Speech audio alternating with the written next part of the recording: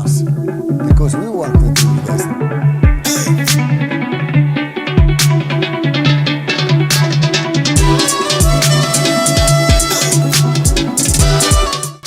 Dubai's remarkable transformation, from a modest fishing village to a global financial powerhouse and luxury haven, is intricately tied to the visionary leadership of Sheikh Mohammed bin Rashid Al Maktoum, the ruler of Dubai. While the opulent lifestyle of the Al Maktoum family is well known, their journey to power and wealth remains a captivating tale. From billion-dollar palaces to extravagant airline and awe-inspiring yachts, we will delve into the luxurious world of the richest family in Dubai and discover how they've redefined the concept of luxury. The rise of Dubai's Al Maktoum family. A few centuries ago, long before yachts, private jets, and luxury cars became everyday symbols of wealth, the Al Maktoum family established their roots near a tranquil fishing village on the Persian Gulf's shores. Fast forward to today, and the Al Maktoum family has emerged as a global powerhouse, not just within the United Arab Emirates, but on the world stage. Their transformative efforts have elevated that sleepy coastal town into the bustling social epicenter we now know as Dubai, offering an enticing blend of pleasures and business opportunities right in the heart of the desert. You know, a lot of times people are very afraid of actually describing how the government works. And I think it's high time that we understand how governments actually work.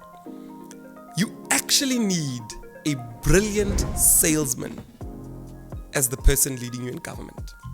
If you look at how any government works, and I think, let me use Dubai so that it makes sense to you. What Dubai did is they sold the world a dream.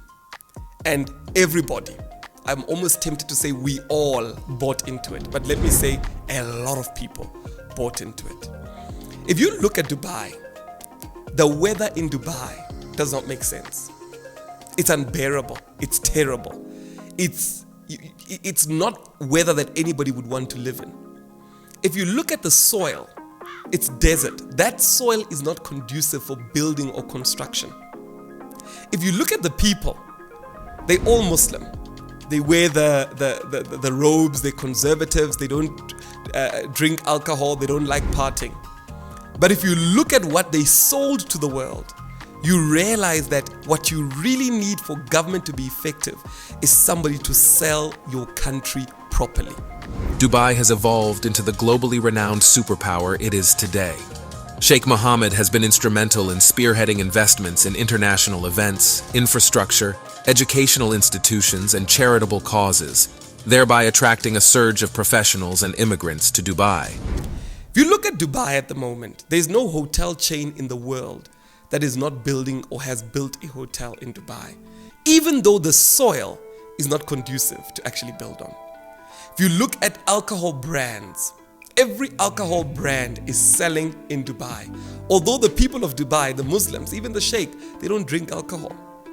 If you look at entertainment, all DJs, all entertainers want to be in Dubai, even though the Muslim people themselves are not quite into entertainment. I mean, look at Amapiano artists. They're all in Dubai, although you'll never really find the Sheikh or anybody there dancing to Amapiano music.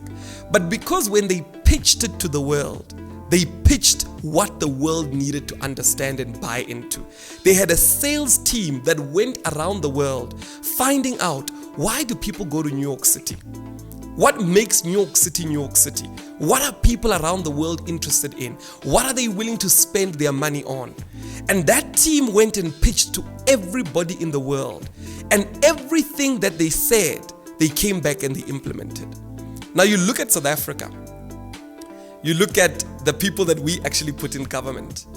You look at that person who does not have any education. All they know is to scream. All they know is to raise a crowd. You put that person in America and you say, sell South Africa. Nobody's going to buy it. You put that person in Europe and say, sell South Africa. You put that person anywhere in the world and say sell. And what people forget is that it's investors that want to invest in your country.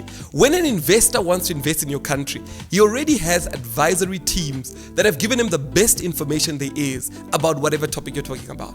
So you can't get there and just say, Chief, things are moving in Africa. Chief, put money in Africa. You can't get there and say that. You need to get there and pitch to him to say, if you had to invest your money in our country for the next 5 years, this is our plan. This is what we're going to do. This is how you're actually going to see a return. And as you do that, that person moves everything that they've got into that area. Now, maybe you might be thinking, okay, why is it that we must please outsiders to try and invest in the country? Good question. Because a lot of people like to think that Dubai didn't do that. And the truth of the matter is that's exactly what Dubai did. Dubai got to understand what is it that makes a person live in the city or the country that they live in. And they planned it so well that they got everybody from those countries to work hard to try and come into Dubai. I'll give you an example. Dubai studied every single continent and said, how do we make sure that the people that are working hard in those continents, the people that are planning their lives, their future, their children, how do we make sure that in their plans, the top of mind is, I am planning for Dubai? So what they essentially do is they drain all successful people to come to Dubai. How do they do that? They begin to think, if someone is successful, what type of school do they want their child to go to? Let's build the best schools in Dubai. If someone is successful, what type of network would they want to surround themselves with? Why don't we build cities around that network? So if you go to Dubai, you'll find something called Media City, where this is just a city where all media companies are there. So when you go to gym, the person you're training next to is in media. So when you're discussing, they're not saying to you, oh, I'm a lawyer. No, they're saying, look, I'm in media. This is what I'm doing. Oh, let's collaborate. Collaborations happen much simpler. Recently now, 2 months ago, they started building a new city called Influencer City. And that city is just based on influencers, where they're going to go all around the world and say, are you an influencer with followers? What is it that works for you as an influencer? And maybe the influencer might say, hey, I need a studio, I need this. I'm not quite sure what the answers would give, but they would come back and they would build that city for influencers. So every influencer who's successful all around the world, their dream is to move to Influencer City. When they ask, oh, where did this influencer live? They told, oh, they live in Influencer City in Dubai. Well, wait, why am I not there as well? Let me also go there. Because remember, as human beings, we all want to be surrounded with other people that are successful at what we do. We want to make sure that we are fitting in with the same people who are on the same level as us. You come to South Africa, what cities are we building?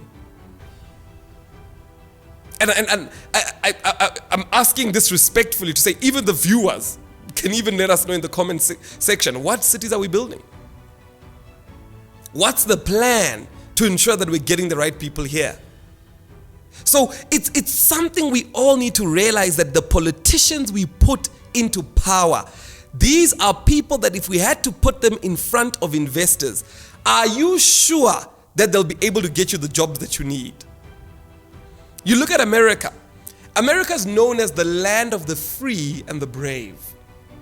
Essentially speaking, what America stands for is to say, if you come up with ideas, brave ideas, your ideas will be rewarded and protected.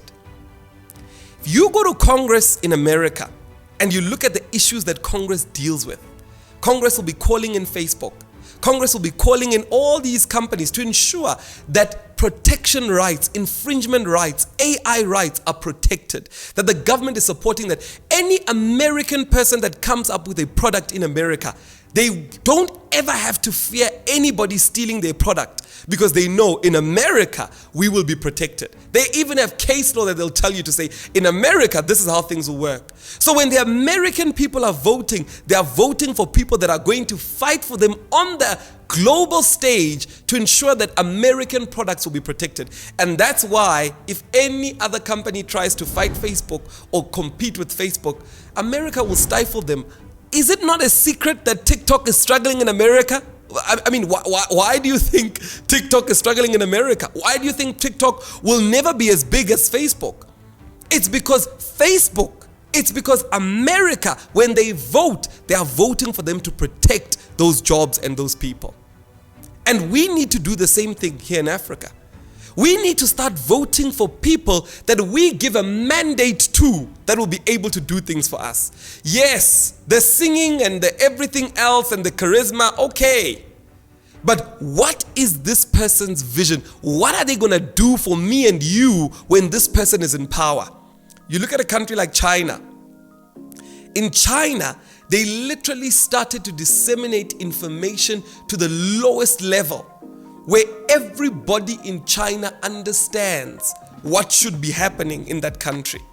The issues that we've got in our country is that information that is disseminated to the lowest level tends to be the wrong information because politicians lie and they are not checked about the lie. I'll give you a classic example. The ANC has told many people that if they removed from power, people will stop getting grants, or they rather stop getting the payments that they get every month, whether it is the grant for child or whether it's the grant or pensioners grant. That lie has gone on for so long that the people in the public will never ever get to believe anything else because that's the lie that's there. And that's why it's important that we that are coming out, the next generation, we stop the lie by registering to vote and also by explaining to those that are believing the lie to say, that's not true. That's not how things work. And that's why individuals like myself have had to get into politics and say, the first thing we need to deal with in this political sphere is telling the truth. That's the first thing we must deal with. Every South African must get to understand how countries work, how politics works. And once we've gotten that understanding, we can then move forward to building.